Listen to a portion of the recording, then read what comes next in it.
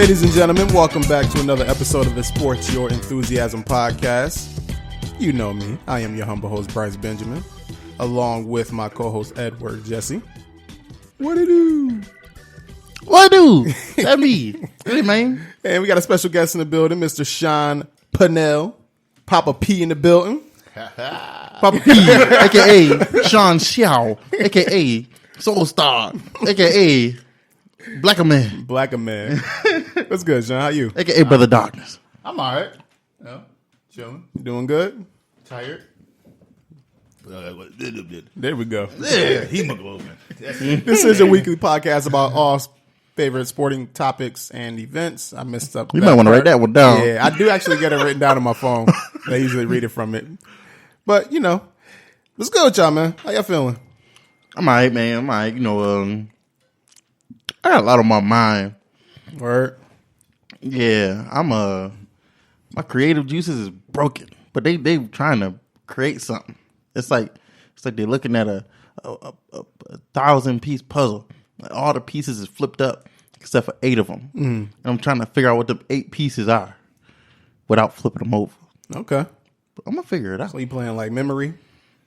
Playing match. I ain't never seen them. Playing I ain't magic game and shit. I ain't never seen them shits. I gotta find them. 52 pickup. I gotta smoke some crack or something. Shit, I don't know. Wow. I don't think that's the answer, my nigga. No, that's definitely not the answer. We do not promote smoking crack here on SYE. Yeah, like you smoke crack, you officially hit rock bottom. Pun intended. Pun intended. Pun intended. Officially rated T. Yo, so I wanted to talk about the first topic today. Hey, wait. You don't get no fanhood? You did one already. That was a long time ago. People That don't know. was for wrestling. Yeah, Shaun, go ahead, talk your fanhood real quick, man. Favorite teams, sports, My favorite sport? teams, players, you know. Wrestling counts as a sport. I don't know if that's your favorite. Nah, it's football. Football ain't your favorite sport. Yes, it is. I'm a Jaguars fan. Let's see. For basketball, I root for the Knicks, even though they super trash. Throw them in that thing right there. Trash. The trash bin soundbite. And then I pay attention to hockey somewhat. And on there, I'm a Red Wings fan. Oh, okay. He ain't fucking up. I thought you was definitely about to fuck that up. You thought I was going to say Sabres or something? I don't know who you going to say. the Sabres. Breaking legs. Yeah, see me at a Sabres game. Yeah, I'll be rooting for the Sabres at the Sabres game, though. It's good to root for the Buffalo teams. Because when they do good, the area do good.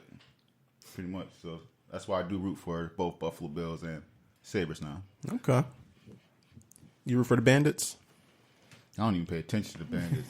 What about the Buttes?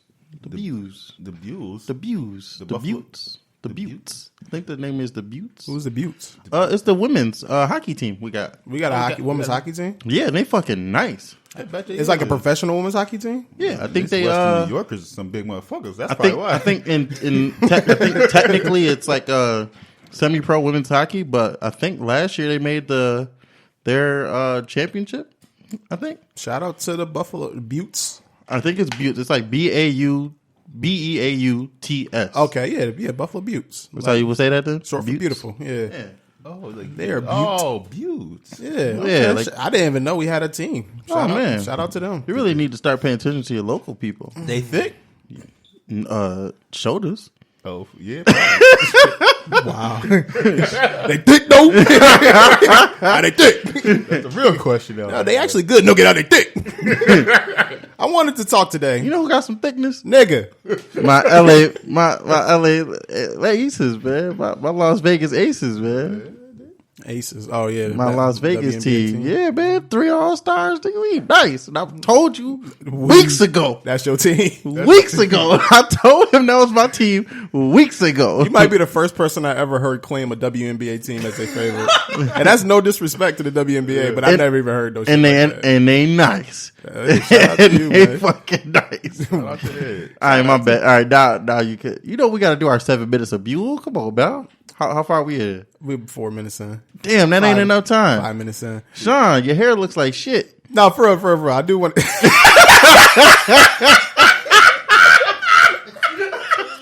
Damn.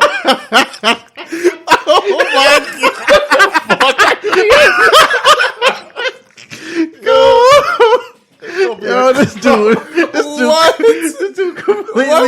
it off. That was so unnecessary.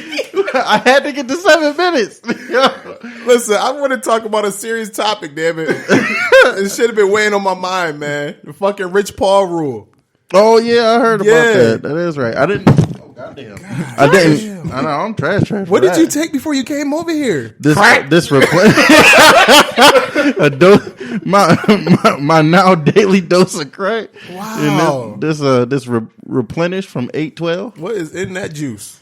I don't know. I ain't giving out no free advertisement. People better figure it out.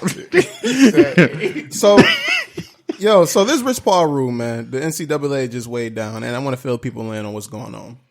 So over the weekend, or over this past week, I should say, the NCAA commission decided to imply a rule that to manage or to sign a player that's thinking about testing free agency, or excuse me, the NBA draft, to hire that agent must be qualified with a bachelor's degree.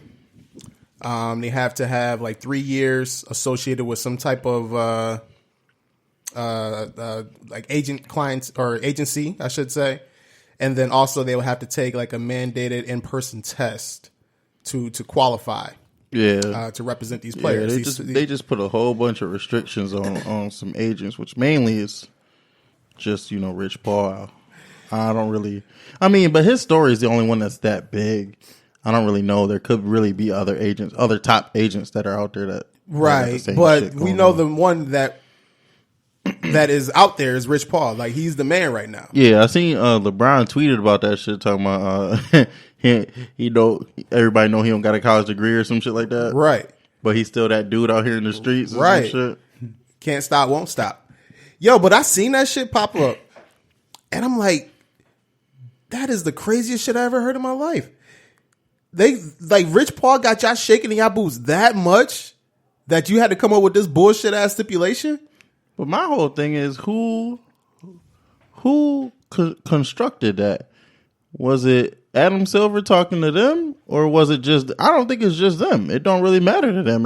Once they go to the pros, they ain't getting no money off of these kids. But I'm thinking what they're thinking is they don't want any more of the Brazel situations where Brazel was a 5-star recruit going into college, decided to skip college, took an internship with New Balance, earned $1 million, and still got drafted in the first round of the NBA draft.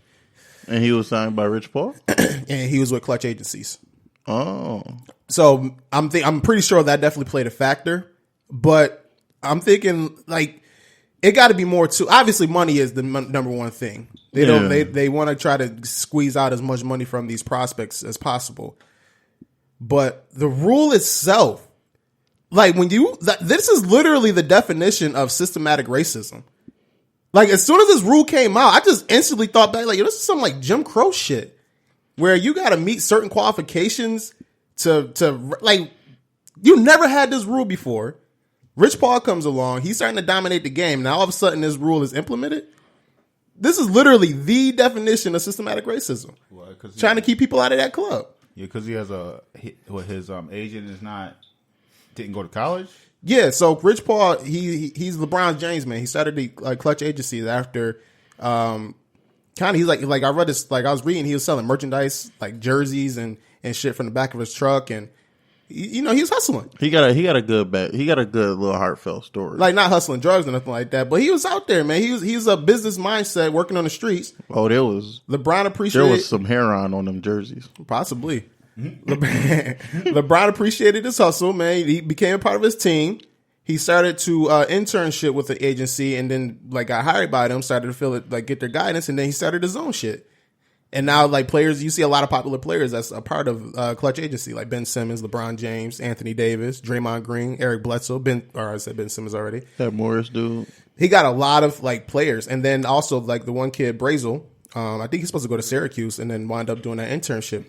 But yo, that shit, man, it's bullshit. It's fucking bullshit, man. I've been wanting to bring light to this shit. That's not right, man. It's just because NCAA is fucking cowards for this shit, and it's bullshit. I think it's just it's America. They just want you to go to college for no reason.